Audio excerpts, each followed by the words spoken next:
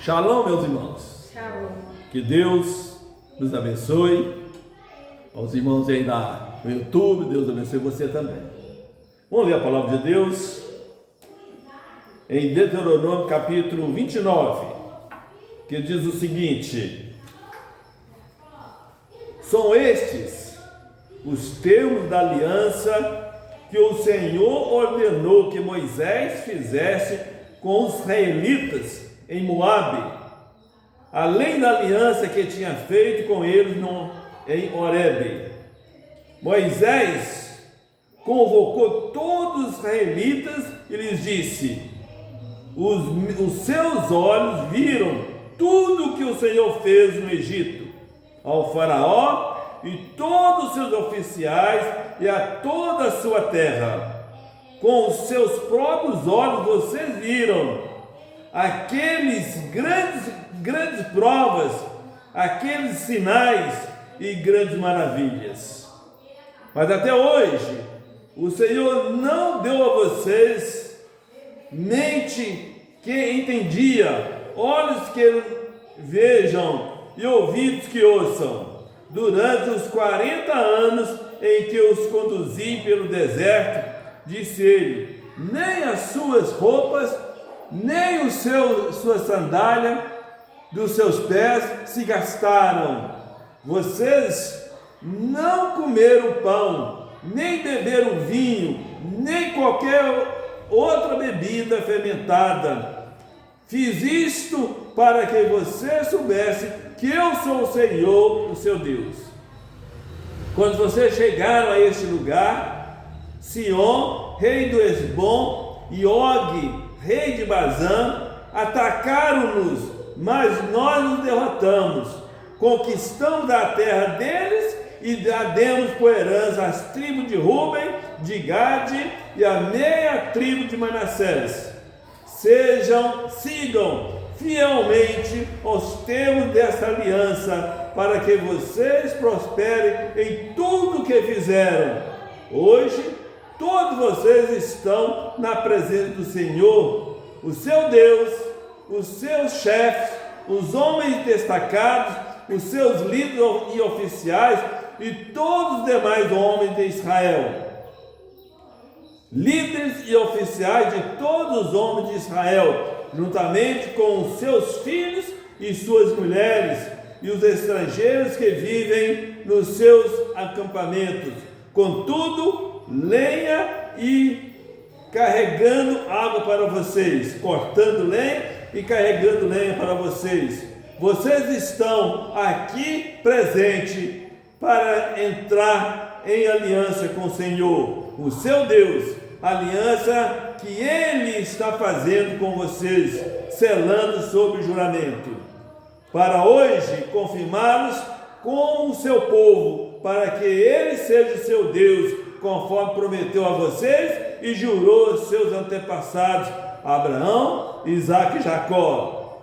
Não faço esta aliança sob juramento somente com vocês, que estão aqui conosco na presença do Senhor, o Senhor Deus,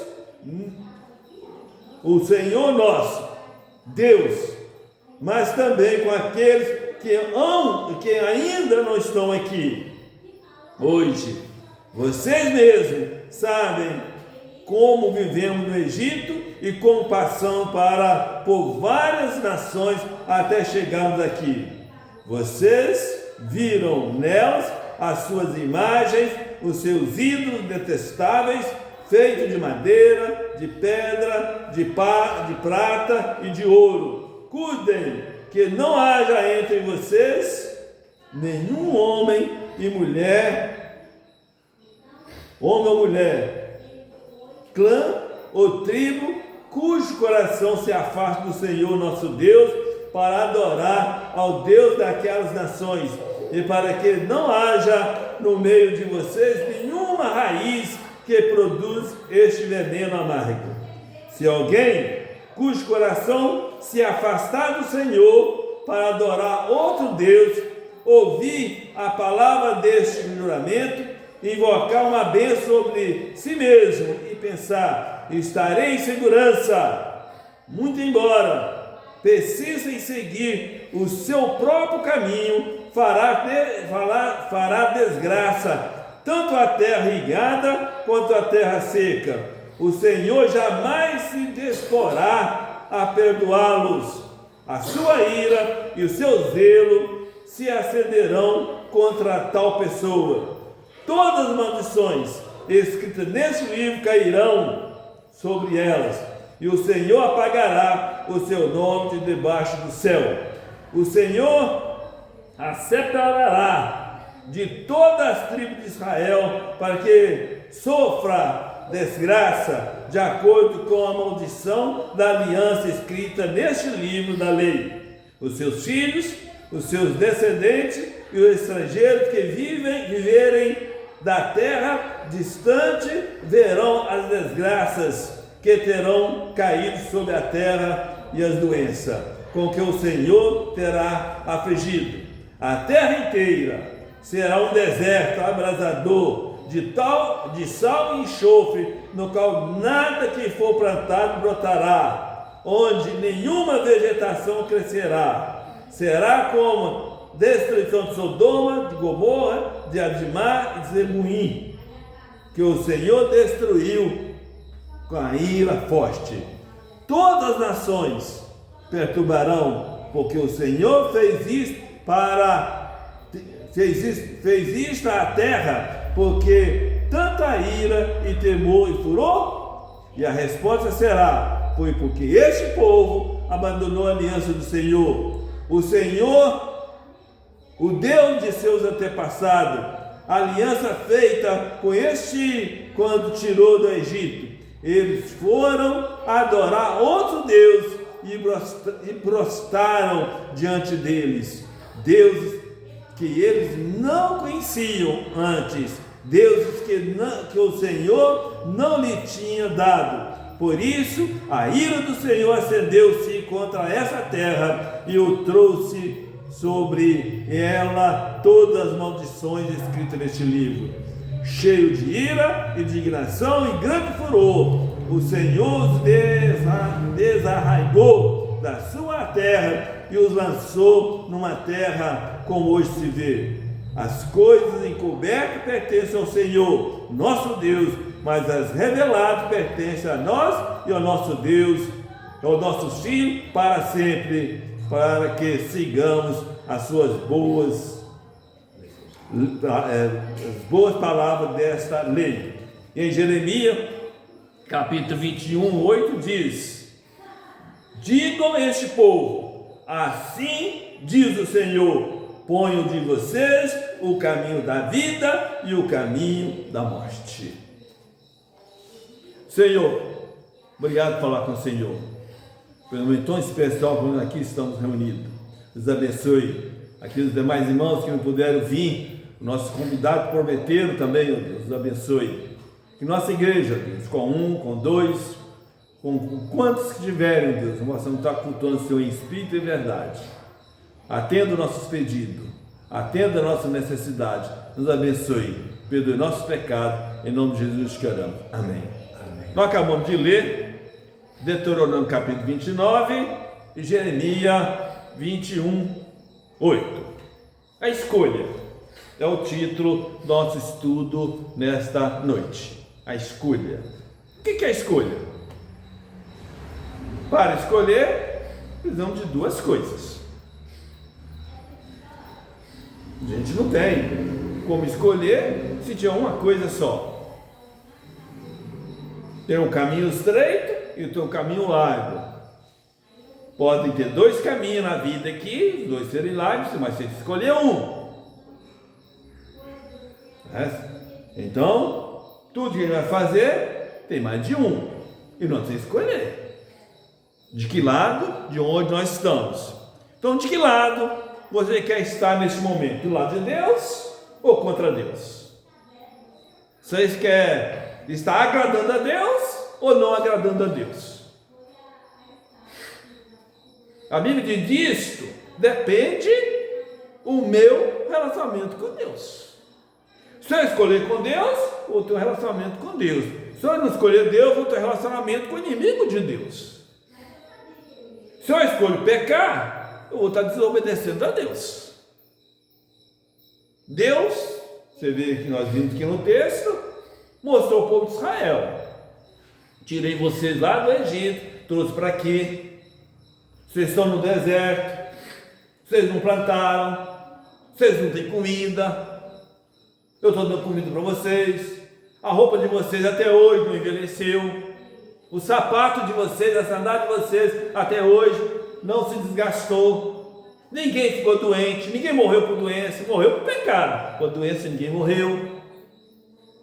Agora eu estou colocando vocês diante desse povo que está aí na terra, um povo idólatra, um povo que não conhece Deus e por isso é idólatra. A pessoa pode ser idólatra quem não conhece Deus, apesar de que muitos conhecem a Deus, continua na idolatria, adora o dinheiro, adora a família, adora os amigos, adora o pecado. Não dá lugar para Deus. Acho que pode fazer tudo e Deus está sobrando. Se tiver um tempinho, eu dou para Deus. Se sobrar, eu dou para Deus. Isso é idolatria. Idolatria não é somente curvar-se diante de uma imagem, mas idolatria é aquilo que ocupa o lugar de Deus na nossa vida. Isso é idolatria. Eu idolatrava o futebol. Para mim, futebol era a maior e melhor coisa do mundo. Vivia para o futebol, jogando, torcendo, no rádio, na televisão, tinha. Né? Eu não perdia tempo. Era meu ídolo. Meus irmãos, nós temos que procurar servir a Deus como Ele nos ensina, em espírito e em verdade. Foi muito difícil Moisés ensinar aquele povo. Um povo rebelde, tão rebelde, que nenhuma pessoa daquela ali, nem Moisés, entrou na terra prometida. Devido ao pecado. Devido à desobediência daquele povo para com Deus. Será, irmãos, que hoje nós não estamos no mesmo caminho, não? Quantos de nós lemos a Bíblia todo dia? Examinamos? Quando nós oramos? Evangelizamos? Folheto para ser distribuído? Folheto não é evangelismo, mas é uma porta aberta para você conversar com a pessoa. Fulano, deixa esse folhetinho, a palavra de Deus, que a pessoa dá uma abertura, você evangeliza aquela pessoa. Quantas pessoas nós já levamos a Jesus Cristo? Não é trazer a igreja, não. Pode trazer. Mas quantas pessoas já falou de Jesus, mostrou para aquela pessoa que ela precisa de Jesus, precisa perdoar seus pecados, crer em Jesus, confessar seus pecados a Jesus Cristo e abandonar. Não adianta confessar e ficar guardadinho lá, não. Primeira coisa, meus irmãos, nessa noite, o amor que Deus tinha e tem pelo ser humano. O ser humano é a coroa da criação de Deus. Eu fico imaginando, Deus criou tudo, pegou o homem e o criou. Imagina só nosso cérebro, nosso coração, nossos rins, nosso fígado, nossa reprodução, tudo que Deus planejou direitinho e nos deu para a gente cuidar. Quem não cuida do seu corpo está dizendo que Deus não presta. É igual a gente tem nossos filhos. A gente cria nossos filhos. Aí o mais novinho dele aí, Ariel, né? Imagina se a mãe, o pai, os avós pegar esse filho e jogar lá para o galinheiro, lá para o chiqueiro e deixar lá. Quer dizer que você não ama. Recentemente uma mulher aí teve um nenenzinho, parece que em horas, jogou no meio do mato lá, cachorro comeu a orelha, comeu o pé da criança, infelizmente a criança morreu. Ela descobriu que era a mãe. Isso não é amor. Quem ama, cuida, zela. E se você ama a Deus, você vai cuidar de Deus. Você vai dizer: Senhor, eu te amo. Você orar, você vê, nós cantamos aqui: Senhor, perdoa porque não sabe o que faz. Isso é uma oração. Olha que oração curta: Senhor, perdoa porque não sabe o que faz. Isso é uma oração. E nós que conhecemos, temos que fazer. Então Deus nos ama. E a prova de Deus, toda a época, os povos, quando o rei, o juiz, um profeta errava, vinha o castigo, aquele povo se arrependia, Deus voltava para aquele povo, perdoava. Quantas vezes aquele povo se ofendia a Deus? Quantas aquele povo abandonava, saía da presença de Deus? Mas quando aquele povo voltava para Deus, Deus voltava para ele, porque Deus não dá as costas para nós que damos as costas para Deus. Deus não existe, Deus não me ama. Isso é um engano, um ensinamento maligno, para dizer que Deus não presta. Tem um grupo aí dizer que Deus criou o ser humano errado, porque eu era para ser uma coisa, eu sou outra. Deus errou. Deus não me ama, Deus não gosta de mim, porque se Deus não gostasse de mim, Ele me dava um carro, me dava um emprego, me dava uma mulher, um homem, rico, poderoso, para não precisar trabalhar mais. Não é assim que Deus cuida de nós. Deus vai dar, quando nós o buscamos. De que maneira? De todo o coração. Ele falou: a minha paz vos dou. O que adianta ser rico e não ter paz? O que adianta ter dinheiro e não ter saúde? O que adianta você ter dinheiro e você veio numa guerra, você veio em muitos lugares aí, que as pessoas que mexem com coisas ilícitas, tem muito dinheiro, mas pergunta quantos deles tem 60 anos?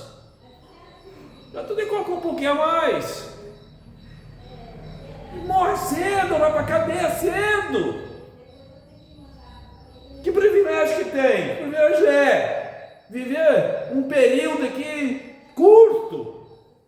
Agora vê muita gente aí simples, que às vezes até aposentado com salário mínimo, vem 70, 80 em paz. Em paz, me deito, me levanta, né? Porque Deus está cuidando da gente. Coisa boa. Então Deus ama você. Você é uma pessoa especial para Deus. Você tem uma coisa especial para você? Você tem uma coisa especial? Imagina essa coisa especial que você tem foi jogado na lama, jogado fora. Às vezes você tem uma coleção bonita, né? Você ama aquela coleção, aí aquela coleção alguém pega, estraga e joga fora. Você tem lá muito dinheiro, alguém vai lá, rasga o dinheiro e joga fora. Você vai ficar feliz? Você cria um filho com todo o amor, aí esse filho cai lá no pecado, cai nos vícios. Você fica feliz com isso? Então, uma coisa que você planejou, porque filho a gente planeja. Filho não vem por acaso, não. A gente planeja: eu quero ter um filho. Talvez você não fala, mas no íntimo você é planejamento. Que ninguém vai vir um filho, já ter um filho a bel prazer, não. Mas há alguns casos, né, de pecado que pode acontecer, mas em síntese, todos nós, pessoas do bem, planejamos. Lá em casa, né? Pô, se mim ia ter um filho só, a primeira esposa teria 3, 4, acabamos tendo 2. Planejamos. Hoje estava conversando ontem com uma pessoa, uma amiga nossa, casou nova, a pessoa, uma moça, com 17 anos casou. Ela falou: ela vai ter filho daqui a 10 anos. E quando foi 10 anos, ela engravidou. Teve um filho. Ela planejou: daqui a 10 anos nós vamos ter filho. Tem muita gente que planeja, né? Depois de formar, que tem um emprego, ter filho.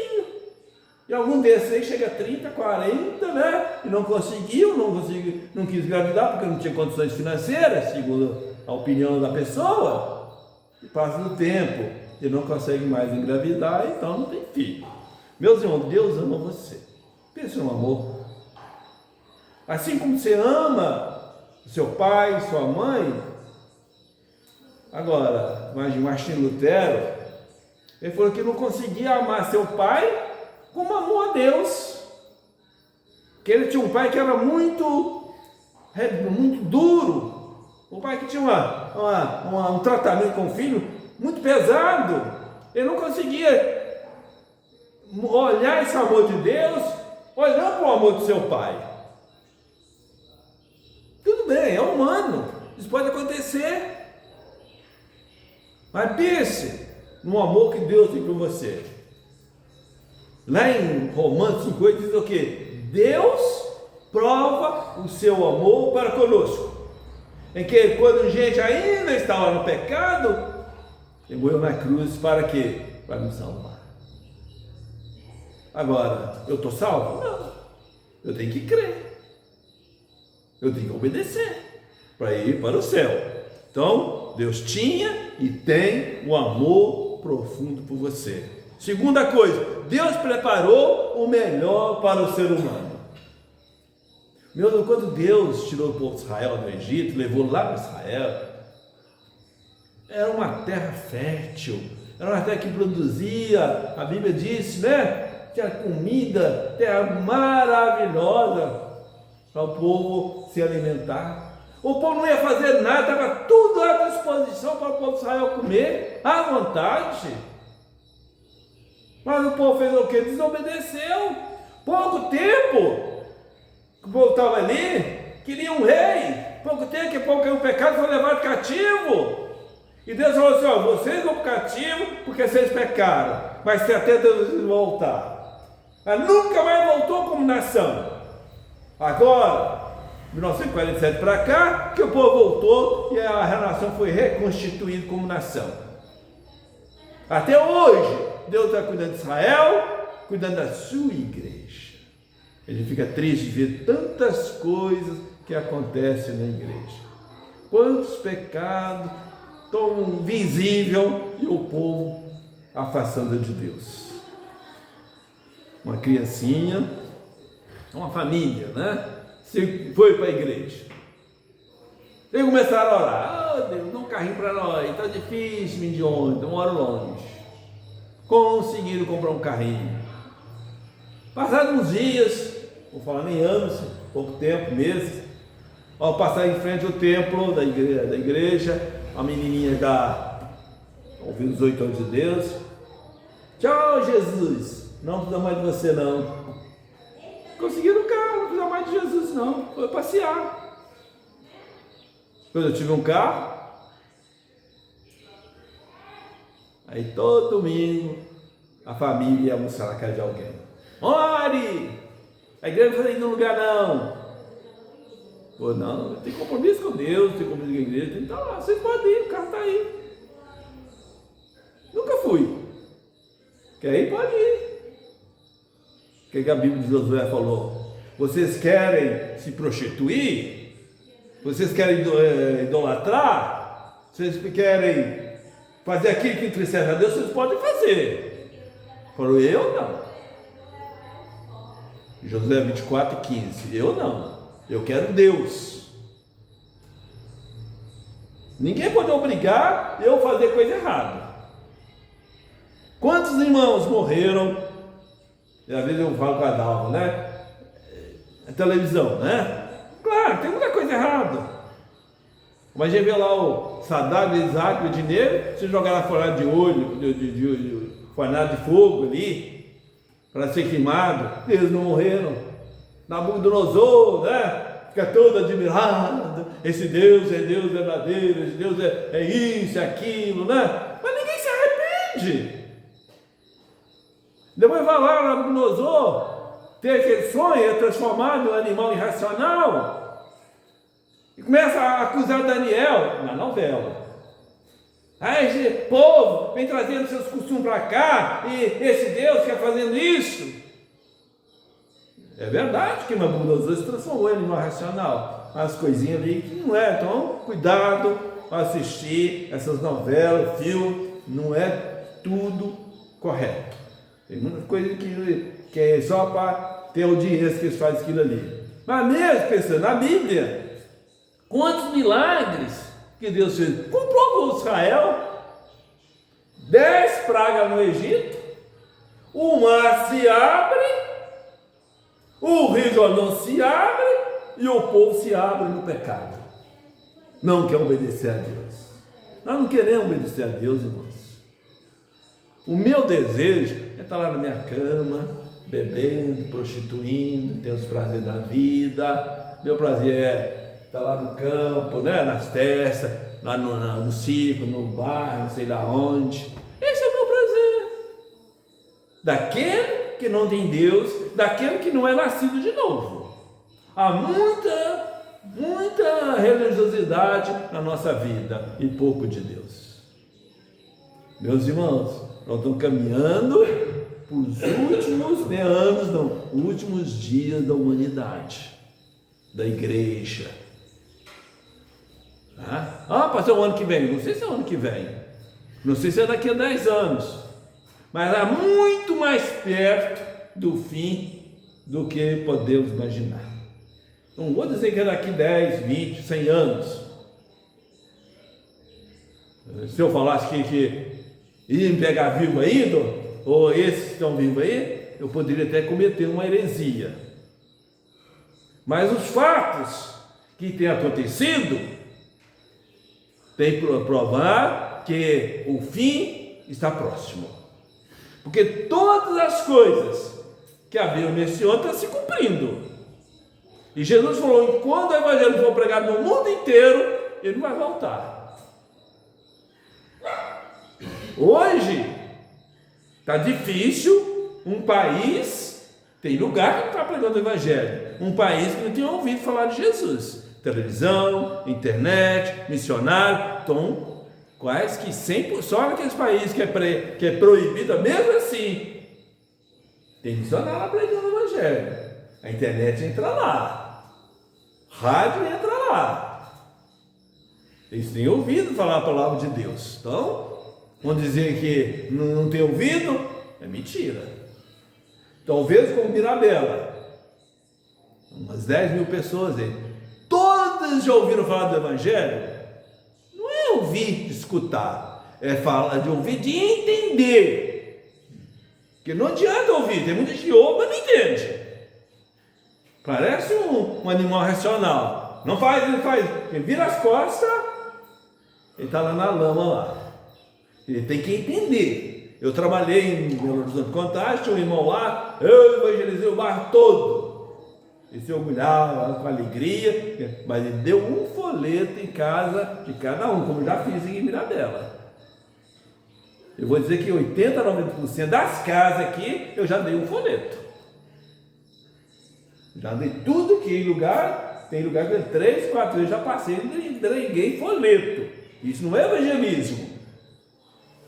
O evangelismo é você falar de Jesus e expor que aquela pessoa precisa se arrepender de seus pecados. Em terceiro lugar, Deus é justo. O que prometeu, ele cumpre. Ele diz: dar-te-ei a coroa da vida. Se ele prometeu, pode ter certeza, vai se cumprir. Em quarto lugar, Deus cuidou e cuida de nós. Olha quantas coisas boas nós temos. Esse período bíblico não tinha faculdade, não tinha emprego. Cada eu quando criança, precisava de trabalhar, cuidar, criar produção, tinha que guardar por um ano inteiro, porque não tinha dinheiro para comprar. Aquela pessoa que trabalhava ali, braçal ali, na época eu não entendi, depois eu fiquei sabendo que ele vai ficar um ano inteiro para comprar um par de roupa, ou um sapato, ou um chinelo de dedo, porque o dinheiro não dava para comprar. Não dava. Meu sonho era comprar uma bicicleta, ó. Quanto quanto tempo gastei para comprar uma bicicleta? Hoje, com mais facilidade, você compra uma bicicleta. Então lá, compra 20, 30 prestações, você compra, você paga. Até um carro, você gasta 10 anos, mas compra. Vai pagar, facilidade. Naquela época não tinha. Nossa época de criança, na época passada não, quando a gente era criança. Lá mesmo na minha região não tinha nenhum banco que tinha poupança. E não tinha dinheiro para poupança, para que poupança também. Meus irmãos, Deus cuida de nós. Coisa boa. Tão bom, né? Você chega em casa, a esposa ele cuida do marido, né? A mulher chega, o homem está lá cuidando das coisas da casa para a mulher, porque ela trabalhou o dia inteiro. O filho chega cansado, o arrozinho está pronto, a roupinha está lá limpinha para o filho vestir. Né? Eu chegava em casa, minha roupinha estava lá. Pegava, sujava, colocava uma e lavava de novo, coisa boa. Imagine Deus fazendo por você, cuidando de você, dando saúde, dando você alegria, coisa boa, ser alegre, né? Tem muita gente rancorosa, porque é pecado. Pessoa com raiva, qualquer coisa de raiva, briga. Em vez de quando a gente está vendo aí um pai matando filho, filho matando pai, um homem matando a mulher matando o homem. Meus irmãos, Deus cuidou e cuida de nós. Infelizmente, o homem vive longe de Deus. Não que Deus afastou do homem, mas o homem que afastou de Deus. Imagina Noé. Quantos anos Noé foi construindo a arca? Esse homem é doido. Esse homem é doido. Para que construindo a arca? Eles não conheciam a chuva. Não chovia naquela época. Vai chover? Vai nada. Esse homem é doido. E está lá. Alguns brincam de martelar numa mensagem que Noé pregava. E ninguém quis dar crédito. Mas quando chegou o dia, começou a chover, a arca começou a subir, começaram a clamar para Noé: abre Noé, a arca não queremos entrar. Tarde. Depois do ocorrido, não adianta afastar de Deus. Depois que a gente cai, quebra a perna, o braço, quebra o dente, não tem mais recurso não, está quebrado. Você tem que procurar um médico, senão você vai ficar quebrado e defeituoso. O homem vive longe de Deus, o homem vive em pecado. É um prazer do homem, é o pecado.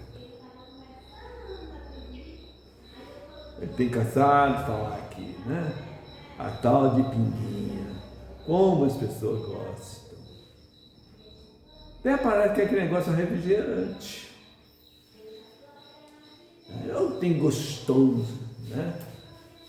Parece refrigerante. Sai queimando, sai destruindo tudo que tem lá dentro da gente.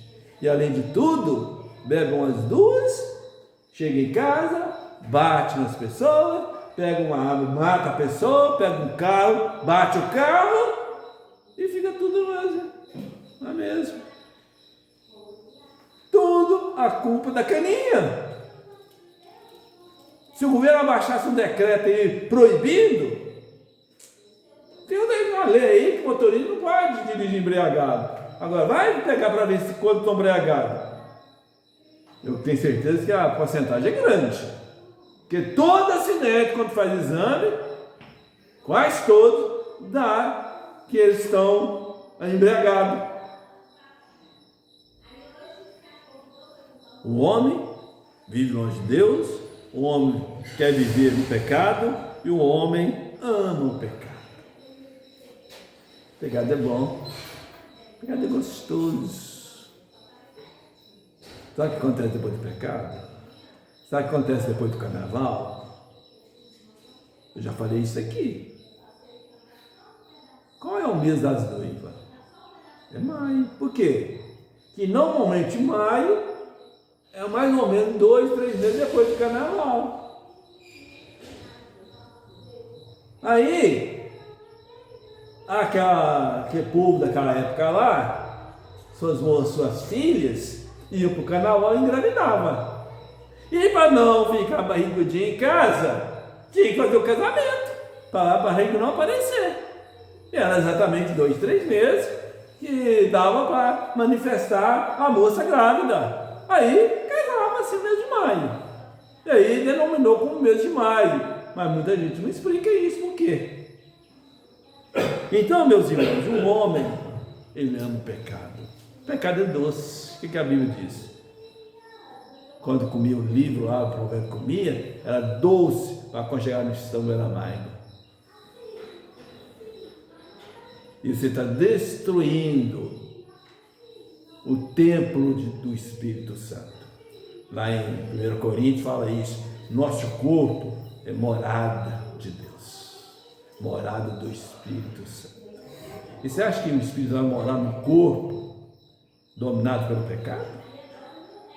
Seja pela mentira, seja por prostituição, seja por vício, seja por qualquer tipo de contrariedade, qualquer coisa que não agrada a Deus. Meus irmãos, a escolha é fácil. A Bíblia diz que não está longe de você dizer quem vai buscar, quem pode alcançar. Não está longe, está na tua porta, está no teu coração. Está lá o apóstolo escreveu, eu estou batendo no seu coração, eu estou falando com você, que você tem que se arrepender, e você não está dando crédito. Está lá, Hebreus, Senhor, quem deu crédito à mensagem do Senhor? Quem deu crédito? Não deu crédito. Para que ir lá na igreja? Eu vou lá, está todo mundo fazendo coisa errada lá, no bar tem ninguém fazendo coisa errada, nas moadas ninguém faz nada errado, só cestinho lá. Você vai em outro lugar aí, ninguém está fazendo coisa errada, tudo fazendo cestinho. Só na igreja que o povo faz coisa errada. Ah, vou na igreja não, porque lá a pessoa faz coisa errada. Faz! Aqui faz coisa errada. Só que nós, os verdadeiros crentes, confessam e pedem perdão a Deus. Eu nunca vi na igreja alguém matar uma outra pessoa. Eu nunca vi. Na igreja chegar, embebedar, dar droga para a pessoa, nunca vi na igreja séria fazer isto. Então a escolha está aí. Ou a direita ou a esquerda, você vai escolher. Em certo lugar, a vida é uma preparação para a eternidade. Assim como nós preparamos para estudar, preparamos para casar, preparamos para trabalhar, também nos preparamos para ir para o céu. É uma caminhada. Para você fazer algo na vida como trabalho, estudar, casamento, precisa de quê? Você ter nascido. Se você não é nascido, você não existe. E para você entrar no céu, tem que nascer também. Se não tiver nascido, você não existe. O João falou, nascer de novo. Só pode entrar no céu quem é nascer de novo. O Espírito Santo só pode habitar naquele que é de Deus, aquele que entregou a vida para ele. Deus, o Espírito Santo não vai morar numa vida que não é dele, numa vida que não se abriu a porta para ele. Você precisa voltar para Deus. Então a vida, uma preparação para você morar com ele. Coisa boa, hein, irmãos? João capítulo 14 diz o quê? Não se turbe o vosso coração, crede em Deus, crede também na minha, como é que é? Crede em Deus, confundi lá, deixa eu lá. Falei, Adão, para mim. Crede em Deus, crede também em mim. Na casa do meu pai há muitas moradas. Se não fosse assim, eu teria dito, vou preparar-vos lugar. Quem vai para lá? Quem é nascido de novo. Quem não nasceu de novo, não é de Deus, não vai para lá. O governo faz muitas casas aí. O prefeito fez muitas casas aqui. Mas quem vai receber essas casas? Quem recebe ou vai receber a casa? É quem está inscrito lá no governo. Quem não está inscrito lá não ganha casa, não. Mesmo quem paga um pouquinho, não vai ganhar, não. Não está inscrito. Não faz parte lá do governo. O governo federal tem lá, você tem que ganhar X, você tem que ter isso, para o governo lhe dar, financiar para você a casa, você pagar um pouquinho. Talvez nem paga. Mas tem que estar escrito. Então, ir para o céu, tem que estar escrito. E a Bíblia diz que tem um livro lá, eu chamo de cartório de Deus, que quando a pessoa crê, ele escreve o seu nome, o meu nome naquele livro e diz, e ninguém apaga. Então essa é a ideia, falar que perde a salvação é mentira. Não é de Deus, não. Porque se nós não tiver escrito lá, ninguém apaga. Agora, falar, pode falar. Tem muita gente dizendo que é crente, mas não é, o seu nome não está lá no céu, no livro da vida. O crente vive para Deus sem pecado. Não vive com Deus em pecado. Crente em pecado quer enganar a Deus. Deus conhece o meu coração. Não adianta eu ser esconder de mim. Quando eu era criança, adolescente, fumava escondido. Prostituía escondido. Papai sabia? Pois não. Mas Deus sabia? Sabia. Eu pensava que era escondido. Só que ninguém sabia. Eu colava na escola, o professor não sabe não. Eu fui professor. Quantas vezes eu vi aluno colar e deixava para lá? O problema é dele. Eu vou brigar com o aluno porque estava colando? O problema é dele. Não é meu não? Quer nota? Eu dou nota. Um aluno foi com o diretor dizer que eu tinha reprovado ele. De recuperação nele, na recuperação está aprovado. Por que eu vou brigar com ele? Ele não quer diploma? Pega o diploma dele. Meus irmãos, amar a Deus ou amar o pecado? Não é de Deus, é você. Ninguém me obrigou a amar a Dalva, mas eu decidi amá-la. Quem você deseja agradar? Ao pastor? Ou a Deus? Tem muitos na igreja amando o pecado. Infelizmente, hoje a gente vê as igrejas aí cheias de euforia das coisas. Se não tiver um louvorzão, se não tiver muita gente, eu não vou lá. Uma jovem de oração falou, eu vou na igreja só o mês que vem, em fevereiro. Por quê? Porque só em fevereiro o coral vai voltar a cantar, então eu só vou na igreja em fevereiro. Qual foi a consequência? Ele teve um problema na cabeça lá, ficou por muito tempo com problema mental. A Bíblia diz, não se brinque com Deus. O que Ele promete, Ele cumpre. Não precisamos afastar disto. Enganar a igreja, e quer enganar a igreja? Ah, Deus ninguém engana. Deus não só aceita a adoração quem não peca. Deus adora quem não peca. Ah, pastor, eu peco. Claro, você vai pecados. Mas aquele pecado da rejeição, de que você não crê em Jesus, é esse pecado que eu estou dizendo. Agora, se você pecou, os pecados, você vai pedir perdão a Deus, porque nós não sabemos o que fazer. Você tem que confessar, e você tem que fazer o que mais? Abandonar até a aparência do pecado. Diz lá então Jeremias, repito, digam a este povo, assim diz o Senhor, ponho diante de vocês o caminho da vida e o caminho da morte. Quem você quer escolher, irmãos? O caminho da vida ou o caminho da morte? Está diante de nós. Nós temos que escolher, não é Deus. Deus colocou diante da gente. Se você escolher Deus para seguir, para servir, aprenda. Tem que aprender o que está ensinando. Estudar a palavra dele. A Bíblia diz de dia e de noite. Sentado, andando, trabalhando, comendo, descansando. de férias, você tem que ensinar o seu filho a andar no caminho de Deus. Foi a lei que Deus deu a Moisés para o povo. Ensinar, pôr a criança lá, reunir a família, fazer o culto doméstico. Reunir a família.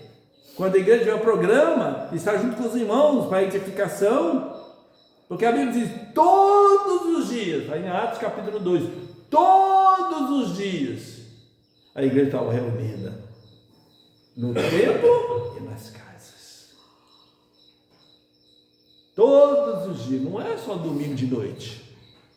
Todos os dias, na igreja, no templo, na igreja e nas casas, servindo ao Senhor. Que igreja maravilhosa! Quando a igreja anda em comunhão com Deus, tudo é fácil. Não há pecado, não há engano, não há mentira, só há crescimento. A Bíblia diz que os ricos vendiam suas propriedades, davam na igreja para distribuir com quem não tinha dinheiro. Essa igreja de comunhão, se preocupando um com o outro. Não porque não temos hoje, porque Deus está longe de nós. Diz aqui, olha, o troquinho é meu, ninguém tasca, ninguém diz que é meu. Ó, eu trabalhei. Deus não precisa de dinheiro, não. Deus não precisa de dinheiro, não, mas da obra precisa. Quem paga a luz, quem paga a água. Tudo isso aqui custou dinheiro. Essa caixa ali, o irmão doou para nós. Esse púlpito aqui, a igreja doou para nós. Esses bancos aqui foi a igreja que doou, mas a igreja comprou lá. Então seja fiel a Deus, que Deus vai nos abençoar. Amém? Amém. Vamos lá. Senhor Deus, mais uma vez obrigado por falar com o Senhor nesse dia, que é teu, Pai. Encerramos, ó Deus, o nosso culto nessa noite, ciente que se eu obedecer, o Senhor vai acompanhar, me abençoar todos os dias da minha vida. Abençoe, vai estar fazendo exame, Deus de saúde, abençoe. Outros estão ali, irmão divino, que muito nos ajudou, está hospitalizado ali no hospital, Deus, com problema de saúde. O abençoe. Ele é uma pessoa idosa e precisa do teu cuidado até o dia que o Senhor tem para ele aqui na terra. Amém. O abençoe juntamente com a sua família. Abençoe o nosso país, presidente, e os prefeitos, os políticos, os religiosos, os militares, ó Deus. Amém. Abençoe nossa cidade de Mirabela, que este povo possa ter oportunidade, consciente e ciente de que Jesus é o caminho, a verdade e a vida e que precisa aceitá-lo como Salvador. Amém. Caso contrário, Deus estará perdido para sempre. Deus, muito obrigado. Fique conosco, em nome de Jesus que oramos. Amém. Amém.